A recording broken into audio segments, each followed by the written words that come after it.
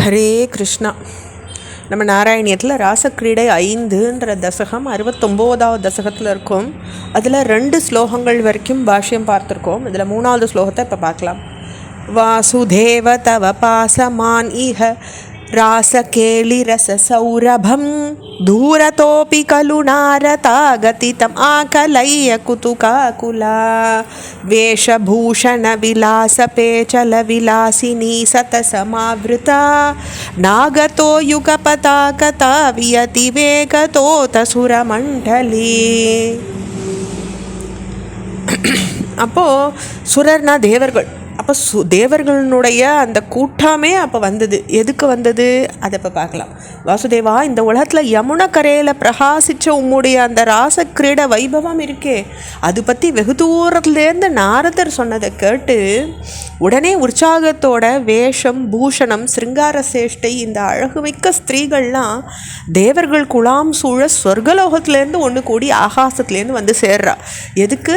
சுவாமியினுடைய அந்த நாட்டியத்தில் அவளும் சேர்ந்துக்கிறதுக்கு. அடுத்த ஸ்லோகத்தை பார்க்கலாம். வேணுநாத கிருத தான தான கலகான ராக கதி யோஜனா லோபனீய மிருது பாத பாத கிருத தால மேலன மனோஹரம் பாணி சங்க்வணித கங்கணம் ச முஹுர் அம்சலம் பிதகராம்புஜம் ஸ்ரோணி பிம்பசலதம்பரம் பஜத ராச கேளிரசடம்பரம்.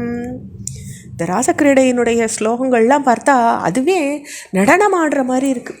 அதனுடைய இதெல்லாம் பட்டத்திரியை நினச்சிண்டா அவளுடைய ஞானத்தை நம்ம எவ்வளவு மெச்சிண்டாலும் தகும். அவளுடைய எப்படி அதெல்லாம் அப்படி ஒரு ரசத்தை அவளால் 10 ஸ்லோகத்தில் கொண்டு வர முடிஞ்சதுன்னு நினச்சா ரொம்ப பெரிய விஷயம். அது அந்த ஞானம்தான் அவளை கொண்டு வர வச்சுருக்கு.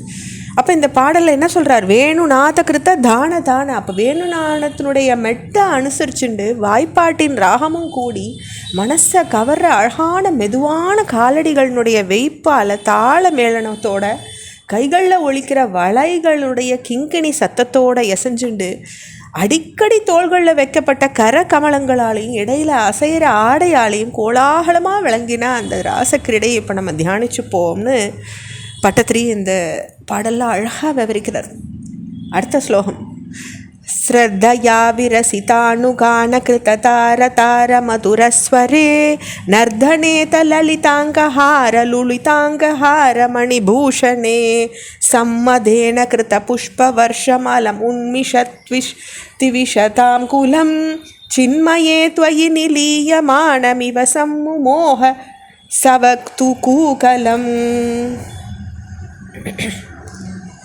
அப்போ எப்படி சுவாமி இதில் சொல்கிறாருனாக்கா, ஆர்வத்தோடு பாடப்பட்ட அந்த இனிய கீதமாப்டது ஸ்வரத்தின் உச்சஸ்தாயை எட்டின போது நர்தனத்தால் அசைஞ்ச அழகிய மாலைகளோடையும் ரத்ன பூஷணங்களும் நழுவ நழுவ அதை பார்த்து பேரானந்தத்தால் அந்த தேவிமார்களும் பூமாரி பொழிஞ்ச அந்த தேவர்களுடைய கூட்டத்தில் இருந்தவாள்லாம் அப்போ மெய்மறந்து உம்மக்கிட்ட லயிச்சுட்டா போல் இருந்தது. அவளே சித்த அப்படியே பிரமிச்சு நின்றுட்ட மாதிரி இருந்தது இல்லையா கிருஷ்ணா அப்படின்னு சொல்கிறார் பட்டத்திரி இந்த 5வது ஸ்லோகத்தில். அடுத்த 6வது ஸ்லோகம். ஸ்வின்ன சன்ன தனு வல்லரீத தனு காபி நாம பசுபாங்கனா காந்தமம்சம் அவலம்பதே ஸ்ம தவ தாந்தி பாரமுகுலேக்ஷணா காசிதா சலித குந்தலா நவ பட்டீரசார நவ சௌரபம் வஞ்சனேன தவ சஞ்சு சும்ப புஜ மஞ்சி தோரு புலகாங்குரம். அப்போ பிறகு ஒரு கோபிக்கை வியர்த்து சோர்வடைஞ்சு கொடி போல் அவளோட உடலோட களைச்சு போய் மூடின கண்களோடு உம்முடைய அழகிய தோல் மேலேயே அவள் சாஞ்சுனுட்டா. மற்றொருத்தியோ அவிழ்ந்த தலையோடையும் கூந்தலோடையும் புதிய சந்தனத்தின் நறுமணமுடைய உம்முடைய கையை முகர்றதுன்ற பாவனையில் மயர் சிலக்கும்படி நன்னா முத்தமிட்டாள். அவளுடைய புலகாங்கிதத்தை அவளால் அடக்கிக்கவே முடியல அப்படின்னு சொல்கிறது இந்த 6வது ஸ்லோகம். அடுத்து 7வது ஸ்லோகம். காபி கண்ட புவி சந்நிதாய நிஜ கண்டம் ஆகுளித குண்டலம் புண்ணிய பூரணிதர் அன்பவா பதவ பூக சர்விதர சாமிருதம் இந்திரா விஹ்ருதி மந்திரம் புவன சுந்தரம் ஹி நடனாந்தரே துவாமவாப்பிய ததுராங்கணா கிமுன சம்மதோன்மதசாந்தரம். அப்போ இந்த கூட்டத்திலேயே புண்ணியம் பண்ண ஒருத்தி இருந்தா.